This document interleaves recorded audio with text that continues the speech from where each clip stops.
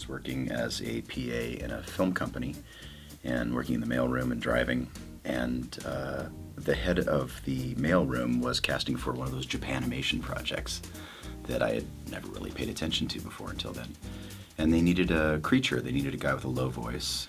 And so he brought me into the studio one day and auditioned me. And basically I looked at the creature on film, and he said, all right, do that. He's going to rip the arm off another creature and beat him with it or something. And so I just looked at the picture and I went, and he goes, okay, you're hired. I ended up recording 26 episodes of that show, and eventually they gave me the role of the main bad guy in the show. It's called The Guyver.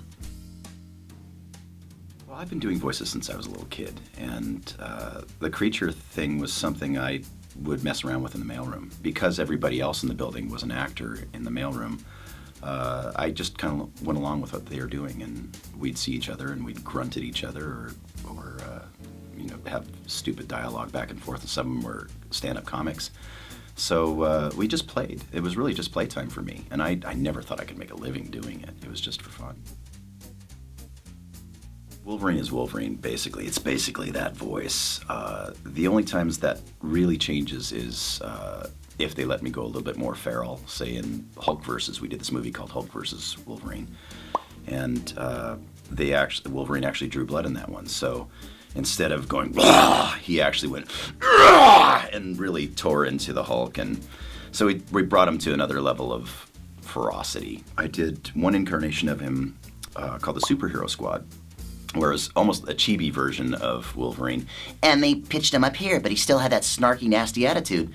The big difference was that he actually got to say the onomatopoetic, if that's a word, term for the claws coming out of his wrists that originated in the comic books, which they wrote out as snikt, S-N-I-K-T. And so I actually got to say snikt as they're coming out. It was ridiculous. So much so that I put it on my license plate on my car. A lot of people are wanting to go into voice acting and say, well, I can do 20 voices. And I said, well, that's good. You're probably going to need about 200 more. They don't realize that people are going to throw you curveballs, and it's not the type of thing that you can prepare for like you do for on camera. You can't just read your script the night before and have it nailed and walk in and know that that's what you're going to do. You're going to walk in and they're going to give you 3 other things that you had no idea were coming. And you can either fall apart or you can just kind of go, okay, and dive in head first.